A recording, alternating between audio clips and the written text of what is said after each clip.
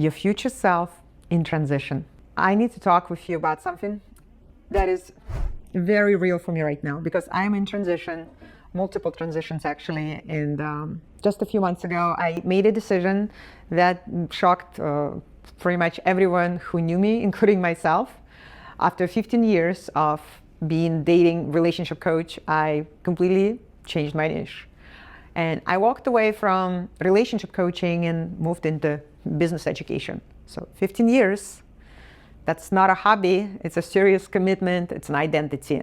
And people ask me, why would you leave something that you're known for, you established yourself, something that's working? And honestly, I didn't have a perfect answer, but I just knew that the version of me who built that business, that career, it just wasn't the version of me who was supposed to be built what's next. But here's what made it even more complicated. Because around the same time, my personal life started shifting too. And after almost 17 years together, my relationship is going through its own transition. So things that felt certain, they don't feel certain anymore. And the ground that was solid is just moving. So when I talk about your future self in transition, I'm not talking theory. I'm actually living it right now, in real time. And here's what I discovered, that transition is terrifying when you are attached to the old version of yourself. But transition becomes exciting when you get so clear on the new version, the one you're becoming. And that is what we're going to talk about today. We're going to talk about your future self and how to see your future self clearly when everything around you is changing. So how to use transition as fuel instead of letting it paralyze you. Because here's the truth. You're not falling apart. You're falling into a place. But you need to know what you're falling into. So stay with me. This one is personal.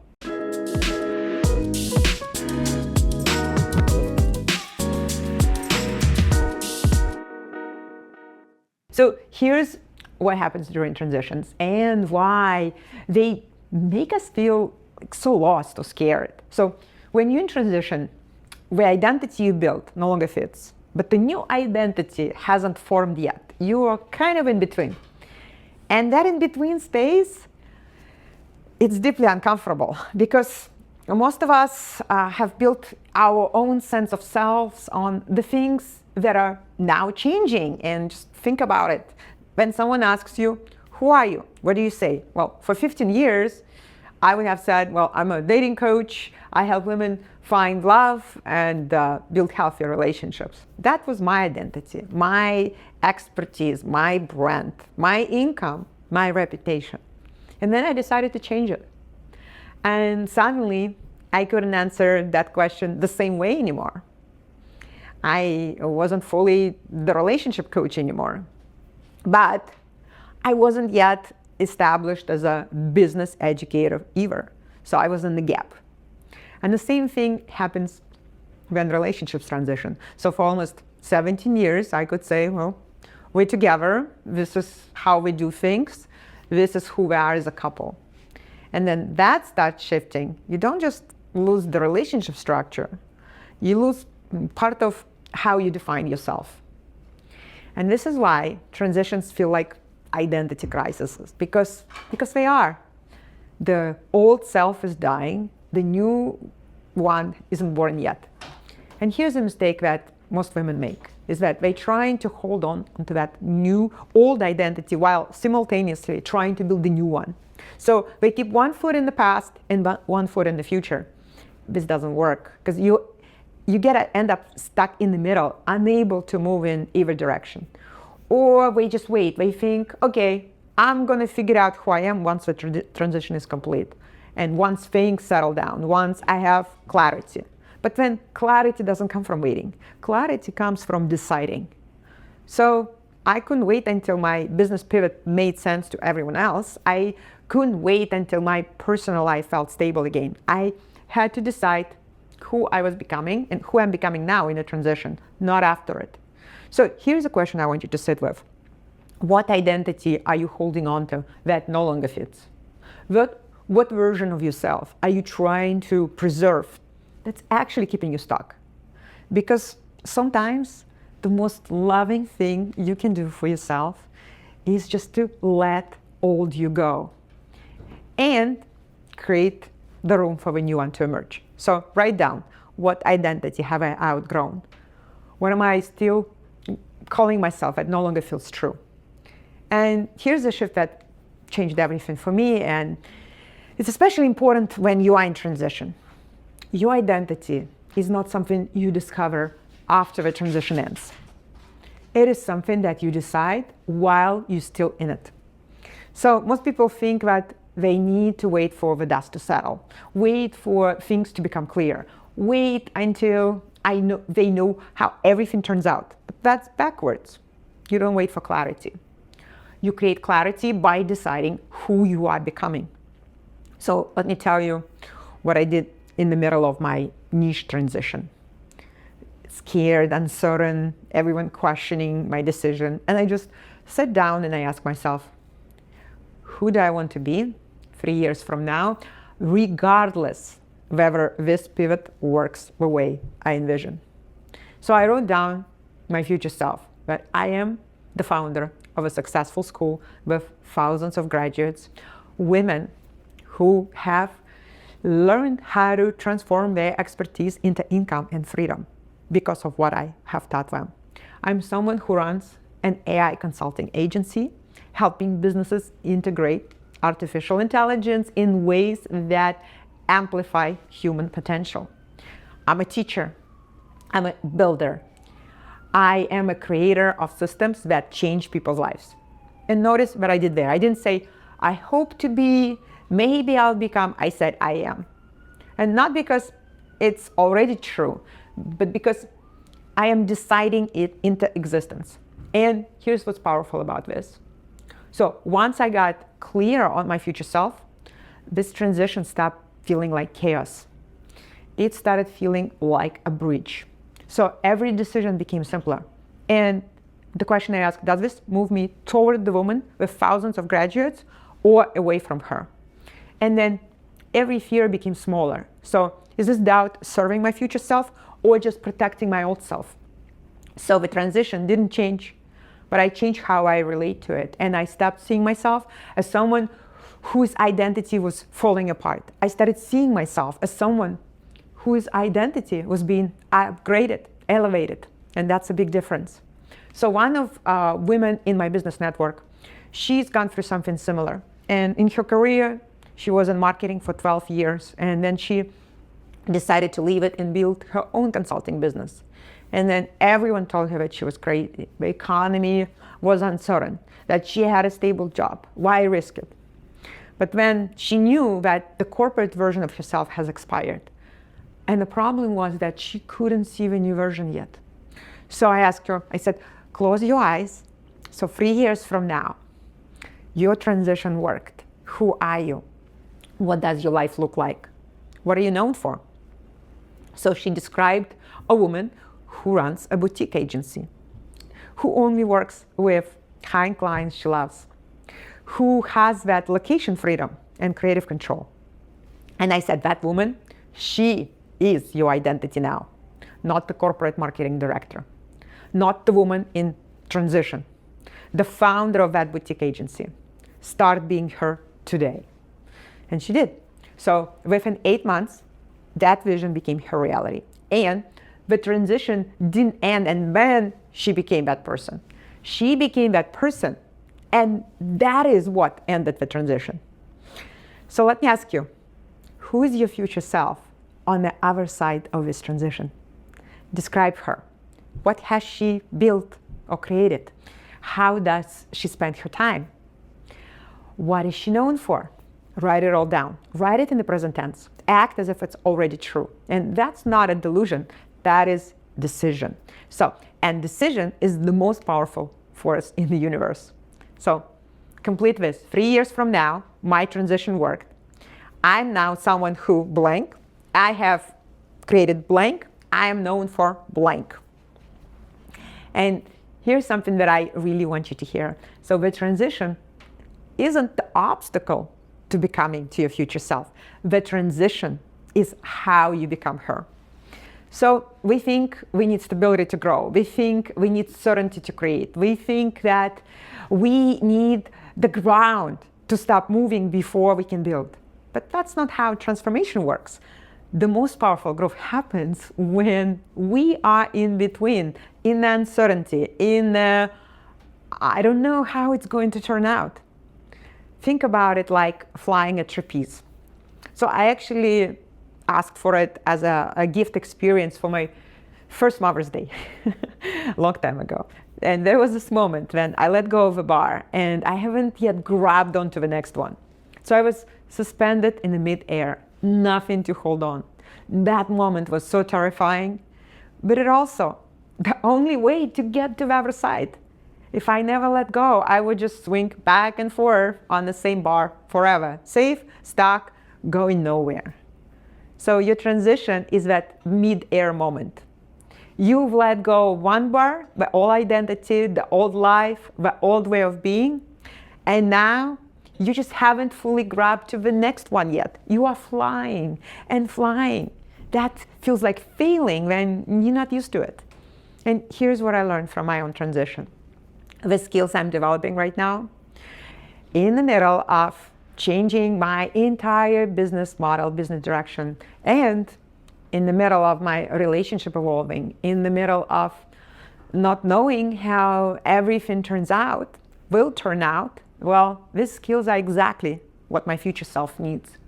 The woman who runs a school with thousands of graduates, she needs to be someone who can navigate uncertainty and she's not going to fall apart. The woman who leads an AI consulting agency, well, she needs to be someone who can pivot quickly and make decisions without perfect information and the right circumstances. The woman who is the next version of me, well, she needs everything this transition is teaching me. So I couldn't learn these things staying in comfort.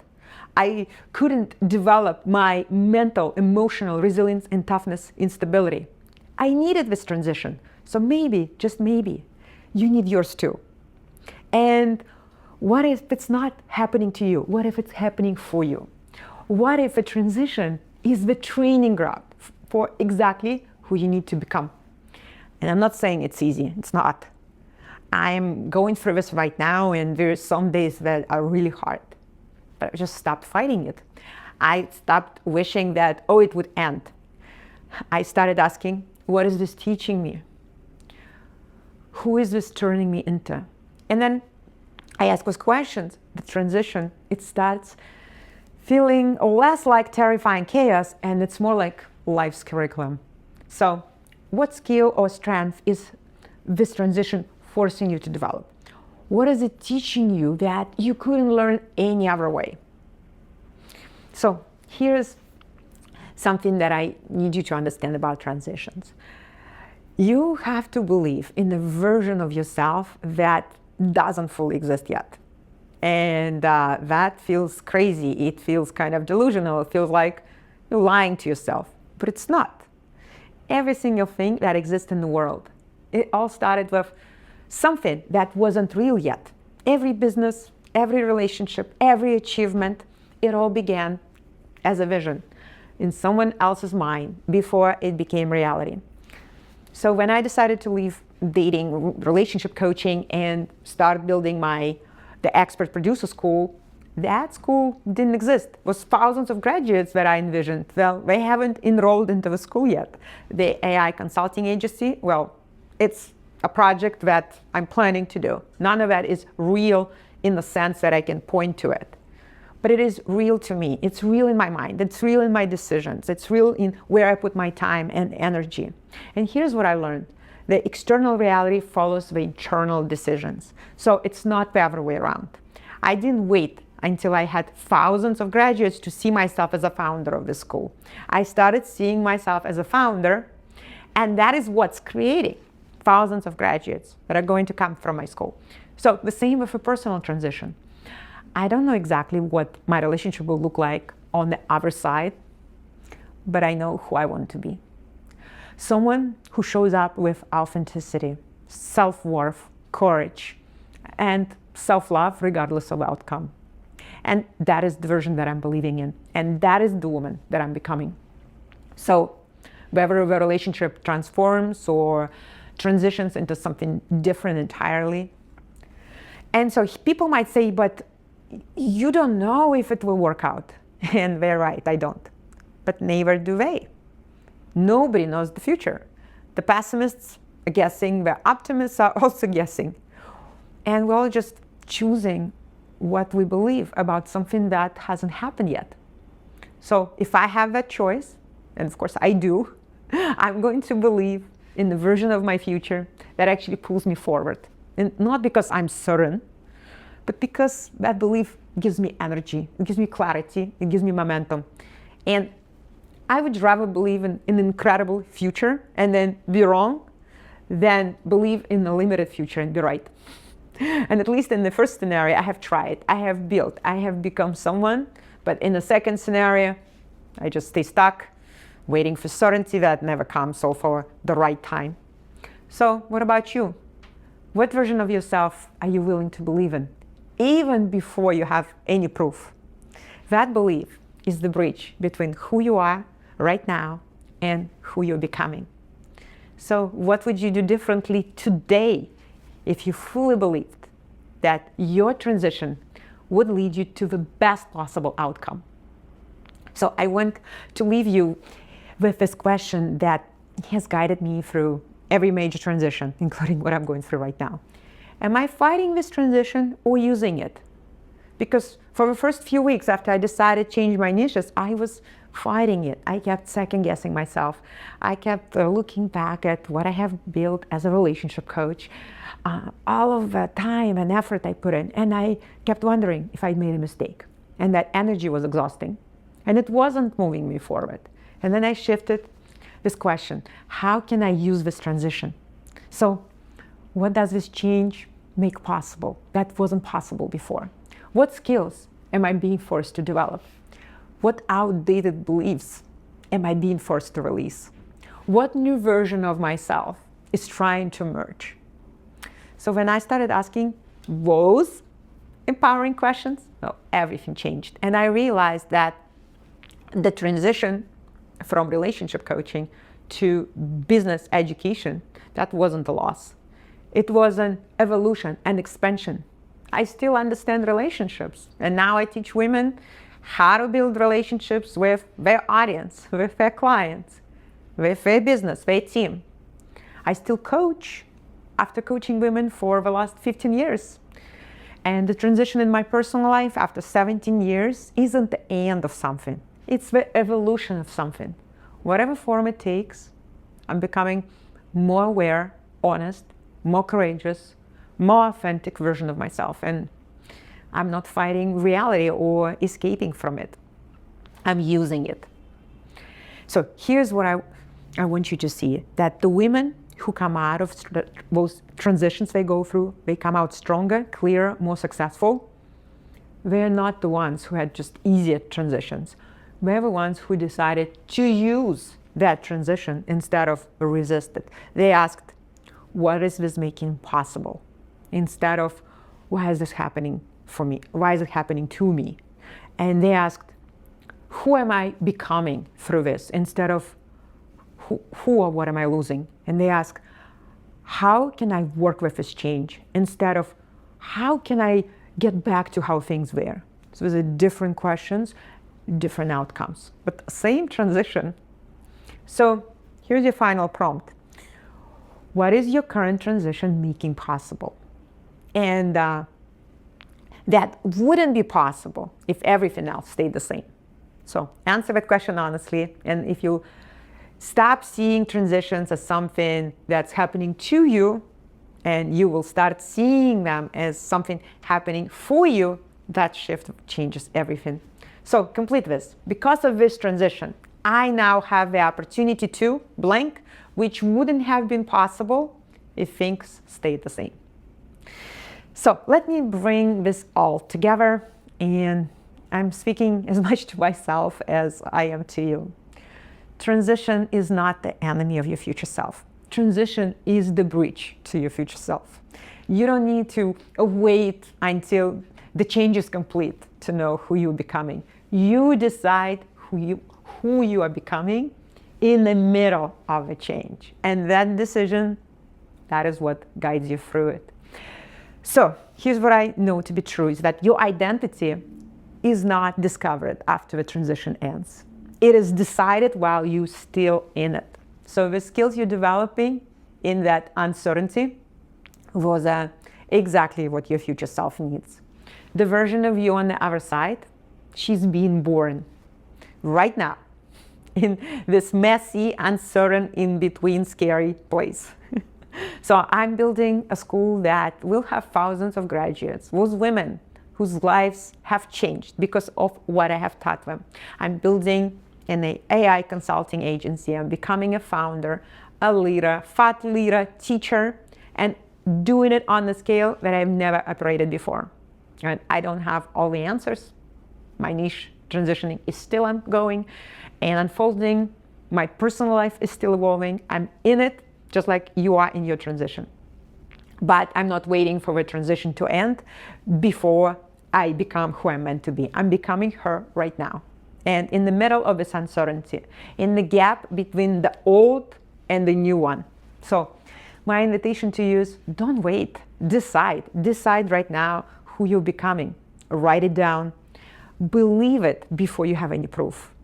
Let that future self guide you through every choice that you make today. So your transition isn't it's something that you become. So it's something that you decide. And what I want you to do right now is, of course, take an immediate action. Open your notes on your phone and say, write it, on the other side of this transition, I am blank. I have created blank. I'm known for blank. Be specific, be bold, or write it in the present tense as if it's already true. And this is your future self declaration. I have it in my phone, so do it in yours and then DM me at the Expert Producer School. Send me your declaration if you want to share it, or just tell me that you've done it. But tell me who you're becoming. And look at it. Read it every single day. Remind yourself. So, because here's what happens is that the women who write it down, the women who declare it, who leave it, who share it, they're the ones who make it happen. They're the ones who think, that's it, I'm doing it. And the ones who just, oh, that sounds nice, and they just keep listening or scrolling, there's the difference. So be someone who takes action. You're creating right now. You're not just consuming, you're actually creating. And of course, if you've been inspired, share this episode with other women. Let's build a community of women who use our transitions to inspire each other, to elevate and uplift each other instead of resisting that, and support each other. So let's share, because our future selves are waiting, and it's so much easier to do it when we do it together. And of course, throughout my school, this is what I'm going to do, helping women who are in transition, helping them turn their expertise into money and freedom, start your own online business, use AI, make your first money online, get your first paying clients, design your life on purpose. So this is the intention, this is the vision. And thank you so much for being here. I'm celebrating you, I'm acknowledging you, I'm seeing you. Thank you for being here. And this episode, of course, was very personal. So I really appreciate you, and please know that you're not alone in your transition. I'm in one too.